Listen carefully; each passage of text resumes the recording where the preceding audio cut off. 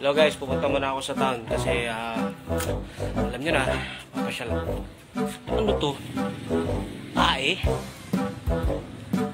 Tae nga. Takin ang baho. Pero teka lang.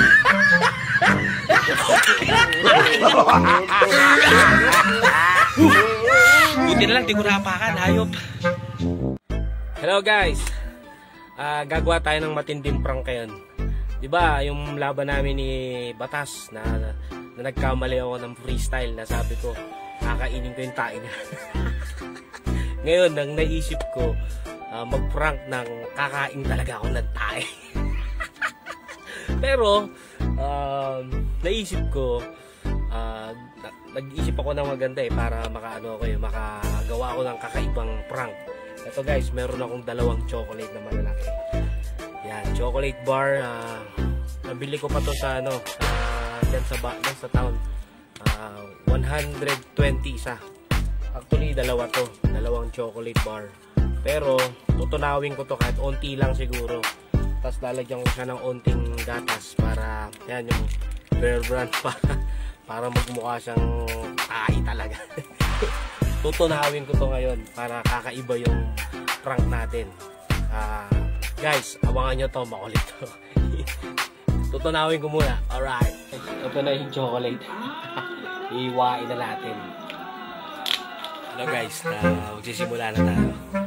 Tutunawin na natin. Tapos lalagyan ko rin ng peanut butter para magmukhang tae talaga. Tignan natin. Wait na yun. Alright. Swabe to guys. Kailangan matunaw to. Yan, nadali. Kailangan mainit siya eh. Yan na, natutunaw na. Yan na guys, natutunaw na. Yan. Parang taing-taing na talaga. Ay, set up na lang natin.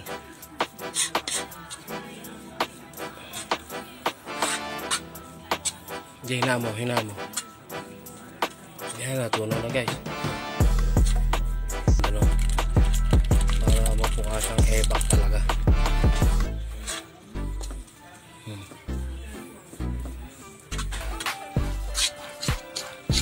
Yan, manantika na siya. Gatas, chocolate. Yan, medyo natutunaw na.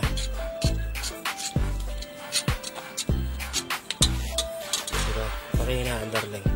Ibabahid natin to sa tinapay. Alright. Ito na, nilagyan ko ng pandesal para yun ang hulbahan niya. Kasi matutuyo na siya. Ito na yung chocolate. Alam mo?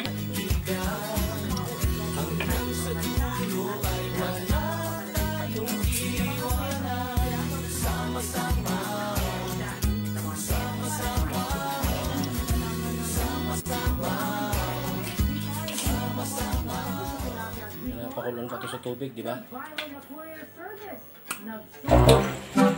Teka lang. Nilagay ko na yung tae. Yung chocolate na lang. Estenero. Para pampakulit lang. Alright. Ano to, pamprank. Puro ka talaga katarantaduhan, ano?